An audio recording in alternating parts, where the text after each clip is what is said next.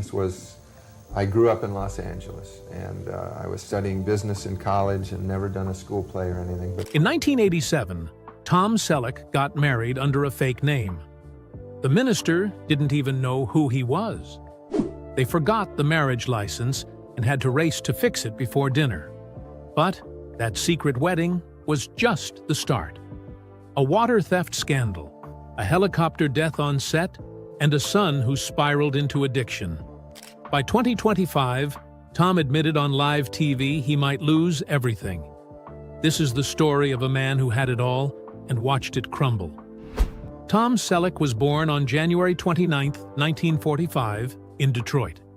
His mother, Martha, stayed home to take care of the family, and his father, Robert, worked as a real estate investor.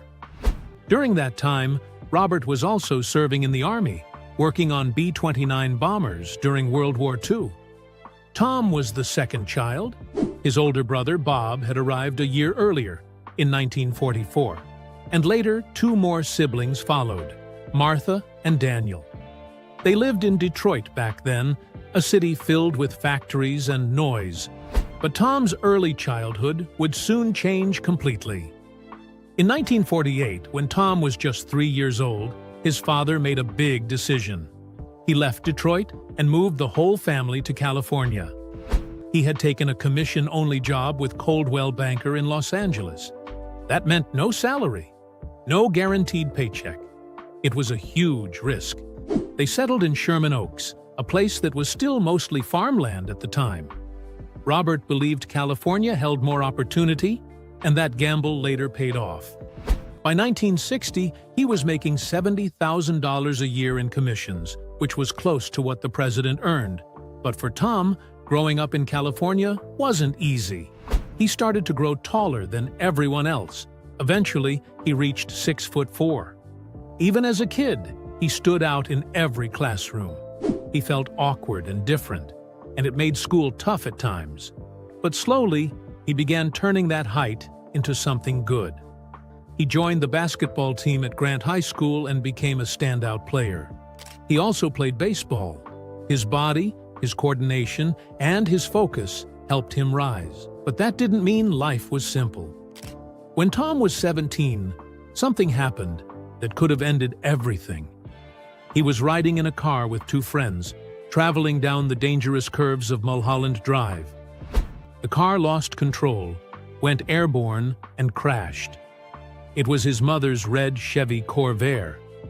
The accident was so bad, it became the opening story in his 2024 memoir, You Never Know. They survived, but it changed Tom forever. It made him more careful, more thoughtful. He never forgot how close he came to dying. Even though Robert eventually became successful, the early years in California were hard. The family struggled with money, so Tom worked. During high school, he got a part-time job at a clothing store. He kept working there even after he started acting classes. He also chose Valley Junior College because it let him live at home and save money. Even after he joined 20th Century Fox's acting program and then lost that opportunity, he went right back to the store. Work was never beneath him. He did what he had to do.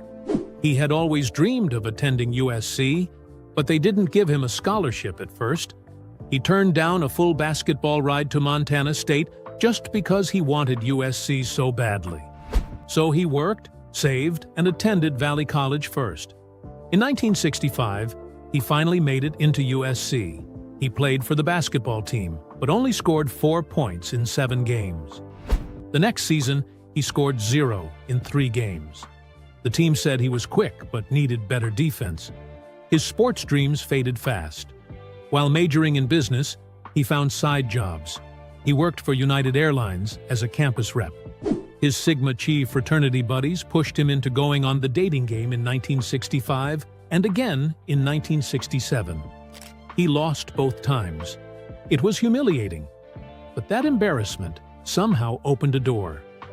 A casting agent saw him and gave him a chance to audition for a Pepsi commercial. He got the part. All he had to do was dunk a basketball on camera. He drank so much Pepsi during the shoot, He got sick. But the $1,000 from that ad led directly to his offer from 20th Century Fox. Then, the Vietnam War changed everything. In 1967, Tom got his draft notice. Instead of going to war, he joined the California National Guard's 160th Infantry. He served for 6 years, from 1967 to 1973. He rose to sergeant and later became a second lieutenant after training at the California Military Academy.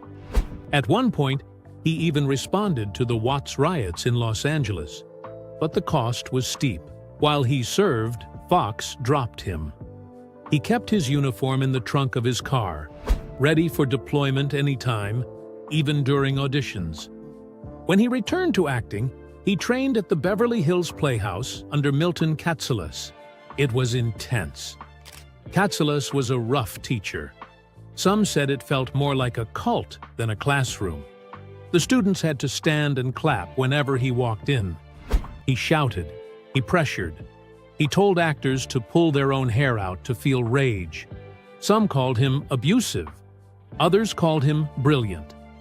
But Tom stuck with it. He endured everything. Even though he never joined Scientology, many said Katselas was using the class to recruit. To make money during college, Tom modeled for Salem cigarettes. His tall build and clean looks were perfect for ads. Those cigarette commercials paid more than his United Airlines gig. But later, when he became famous with Magnum PI, those old ads came back to haunt him.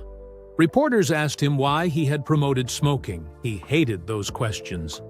He didn't want to be remembered as a guy who sold cigarettes to teens. He quietly tried to distance himself from it. Between 1965 and 1967, the dating game haunted him. Losing twice on national TV made him question everything. He told AARP it was the most embarrassing thing he'd ever done. His looks didn't help him. His charm didn't work. He started feeling like he didn't belong on screen. The second loss hurt more than the first. That memory stayed with him for years. In 1969, he got a role in Judd for The Defense. It was a big break. Then something ridiculous happened. He was fired from another show just because he was too tall. At 6'4", he made the other actors look tiny. Directors didn't know how to shoot scenes with him. One agent even told him his height was a problem.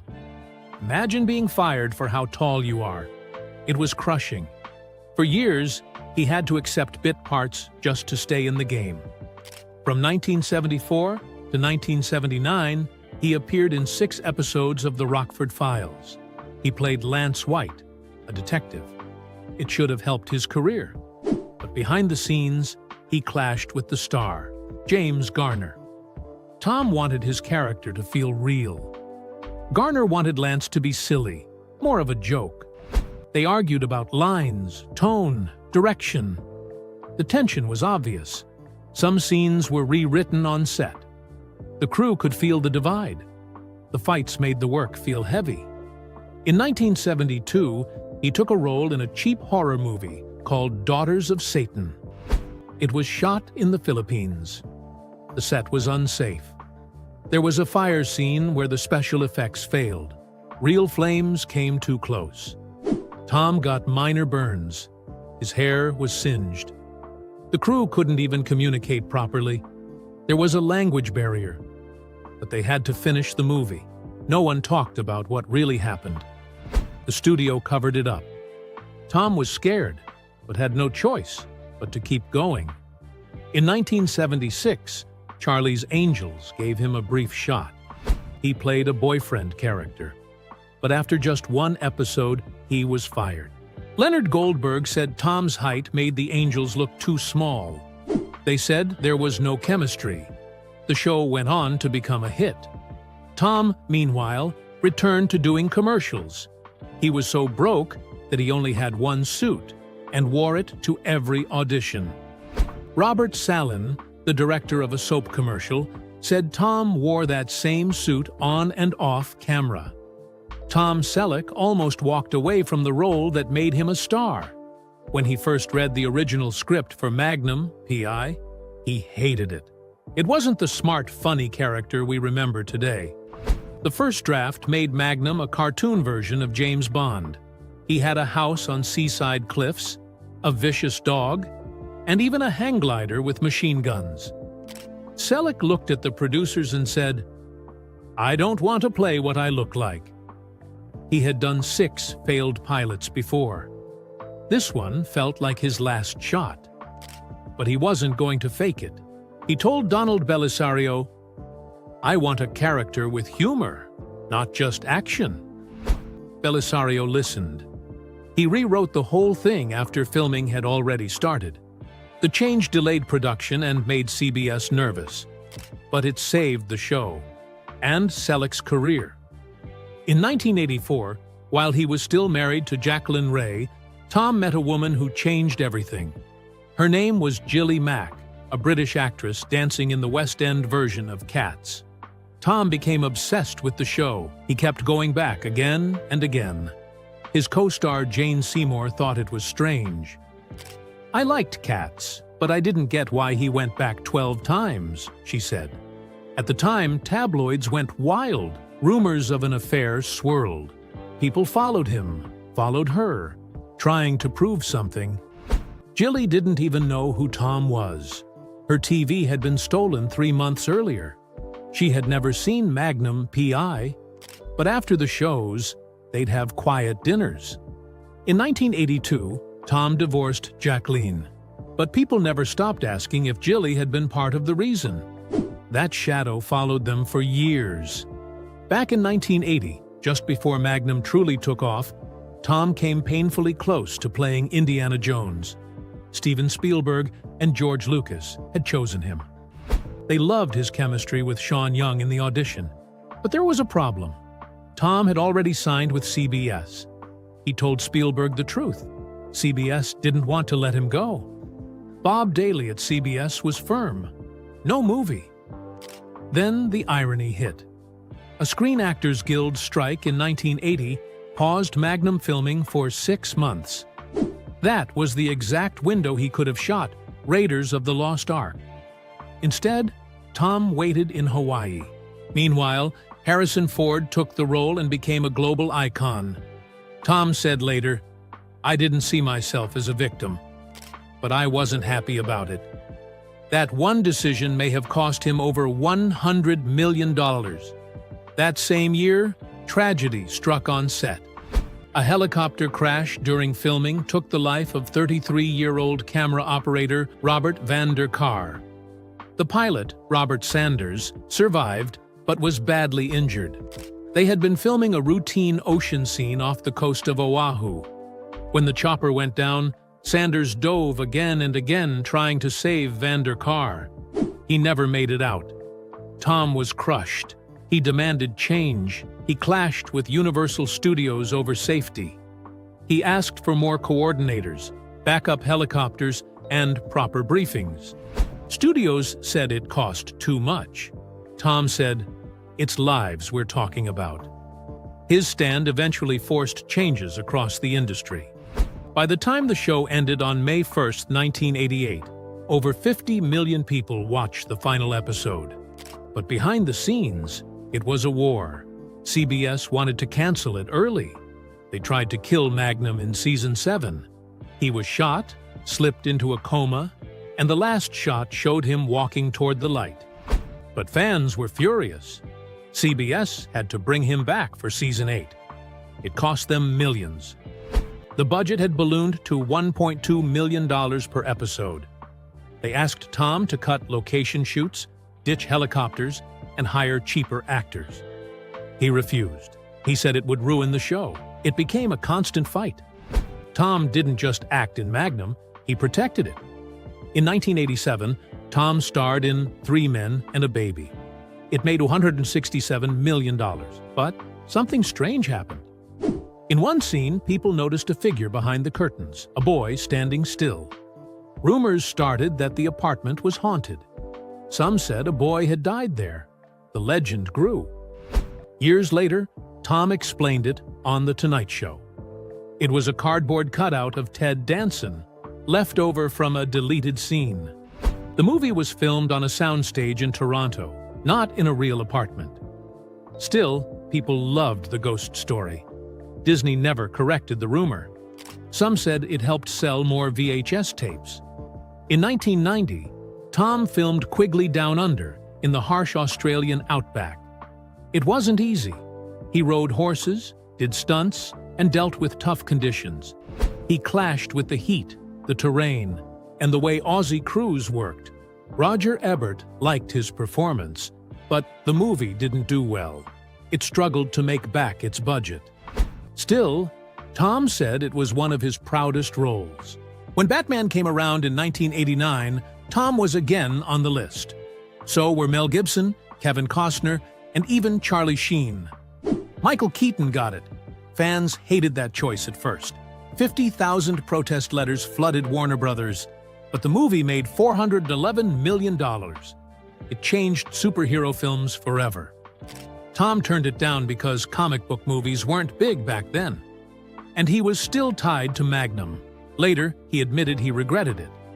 In 1992, Mr. Baseball came out. Tom played a fading Yankees star sent to Japan. It was funny, but also awkward. The movie showed culture clashes between American and Japanese baseball. Tom trained hard, and the movie became a teaching tool for real players heading to Japan. But the box office was weak. Critics said it felt messy. It was his first big miss after years of hits. Then came In and Out in 1997. Tom kissed Kevin Kline on screen for 12 full seconds. That one moment shocked his fans. He had been on the NRA board and had donated to conservative campaigns. People asked if the role clashed with his views. He said, "I make faces in front of a camera. That doesn't make me Solomon." He was an actor, and he played the part. The kiss stirred headlines, but it also opened doors for more LGBTQ+ roles in mainstream films. From 1995 to 2000, Tom showed up in 10 episodes of Friends as Monica's older boyfriend. On set, he had trouble with Chandler's sarcastic tone. He kept asking Matthew Perry for help. When Perry tried to copy Tom's mustache, the audience lost it. Later, when Tom's character joked about it, "Nice mustache. When puberty hits, it'll kick in," the cast burst out laughing. In 1998, Tom tried a big TV comeback with The Closer. It failed. Only 10 episodes aired. The ratings were bad. Critics didn't love it. Tom was crushed. He took a full year off, retreating to his 63-acre ranch. He said it taught him about failure and resilience. Then came Jesse Stone. From 2005 to 2015, he starred in 9 TV films based on Robert B. Parker's novels. He even started co-writing the later ones. They were popular with older audiences and beat network shows in ratings, but a plagiarism claim hit hard. Another writer said Tom copied his ideas. A secret settlement was made. No one talked about it publicly. The movies kept going until 2015. In 2006, Tom appeared on Boston Legal. It should have been simple, but his real-life NRA role clashed with the show's liberal cast. The scripts poked at gun control. Tensions rose. Cast members challenged his views during table reads. Tom later said it was part of why he stepped down from the NRA board in 2018. His 2004 role in Ike, Countdown to D-Day, was praised. He shot it in New Zealand. The days were long, 18 hours each. The pressure was high, and it nearly ruined his marriage to Jilly Mack. He said the filming drained him emotionally and physically. Playing Eisenhower wasn't just a role, it bled into his real life. From 2010 to 2024, Tom played Frank Reagan in Blue Bloods. He was the highest-paid actor, earning $200,000 per episode. But in 2023, CBS asked the cast to take a 25% pay cut to save the show. Tom agreed. He lost $1.2 million. Still, the show was canceled. He said he was frustrated. He begged CBS to reconsider. The finale aired on December 13, 2024. He read a poem. Cast and crew cried, but CBS didn't budge. In 2015, Tom injured his knee during a stunt. It led to years of pain. By 2025, he had both knees replaced. Photos showed long scars. He struggled to walk, needed a truck for support. He couldn't do simple scenes without help, but he kept going. The family dinner scenes on Blue Bloods were his idea. He wanted them to feel real, like his own family. But behind the scenes, he fought with writers. He said some storylines were too woke. Cast members had tricks to avoid eating. Vanessa Ray once ate 17 rolls before learning. Tom just buttered his. When COVID hit in 2020, filming stopped. Tom stayed on his ranch. He was 75. He started feeling the weight of everything: pain, age, fear. In his 2024 memoir, You Never Know, he admitted he was depressed. The arthritis was getting worse. He needed help walking. Each shoot became a struggle. But he showed up. Tom Selleck got married in 1971 to Jacqueline Ray, a model who stood by him when nobody knew his name. She supported him through his hardest years, when acting jobs were rare and money was tight. For more than 10 years, she believed in him. But when he became famous in the early 1980s through Magnum PI, something changed. Fame hit fast, and so did temptations. While filming in Hawaii, Jacqueline started seeing him on TV surrounded by local women. That was when it hit her. The man she loved and supported through everything was slipping away. Friends said he fell in love with the island life and the attention. She felt betrayed. After all the sacrifices she made, their 1982 divorce gave her just 3 years of support, a car, and the house. That was it. Just 5 years later, in 1987, Tom married again. This time in secret. He had been obsessed with a 25-year-old British dancer named Gilly Mack since 1983, watching her in Cats over and over again. When they finally tied the knot at Lake Tahoe on August 7, 1987, they used fake names. Tom became Tom Jenkins, and Gilly used Susie Mark. Even the minister was tricked until the last minute. They forgot the marriage license and had to send someone racing to Reno to fix it before dinner. Only family was there. No media.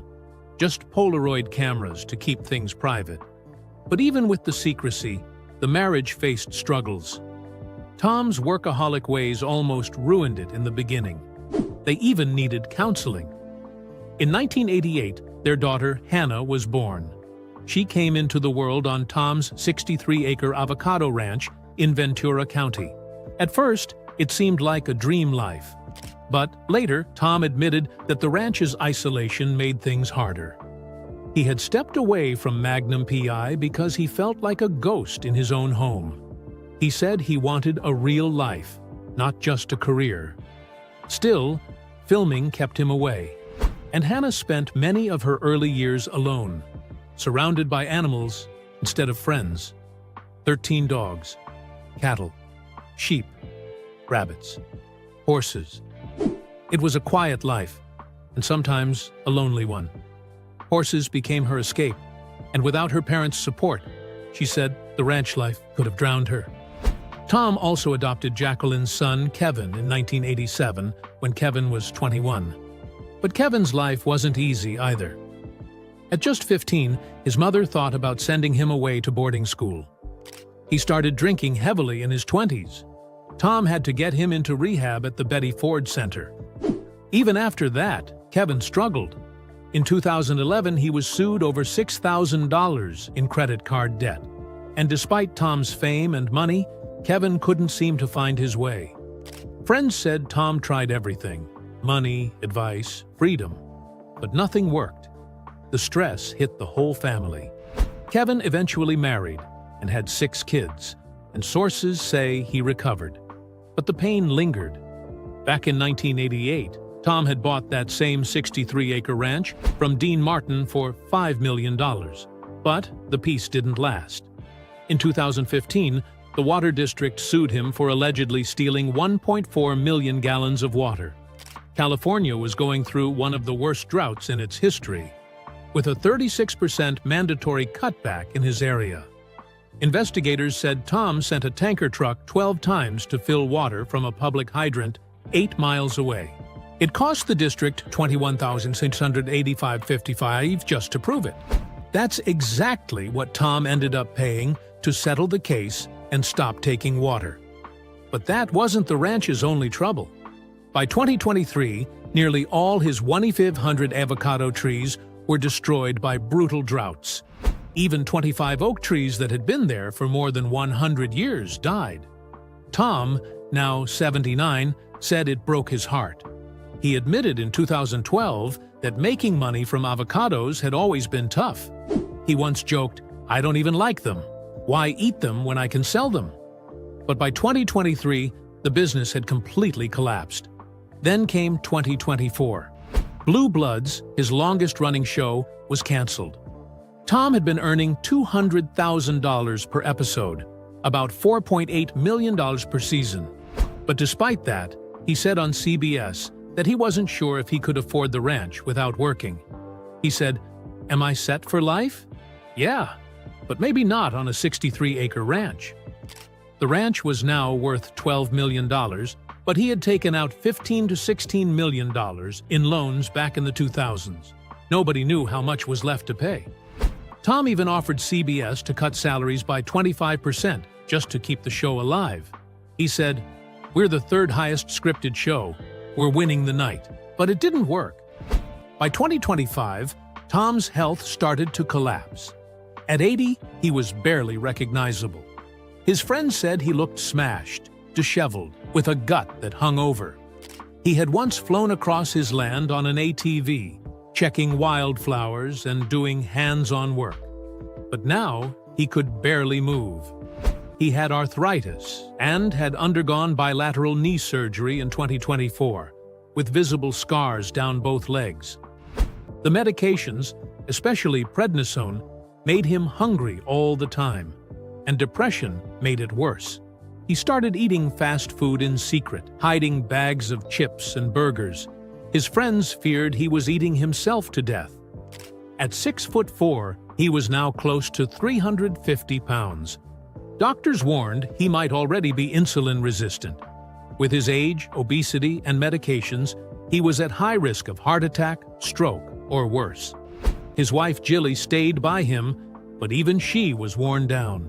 He didn't want to quit. He said retirement scared him, but experts said he might not have a choice.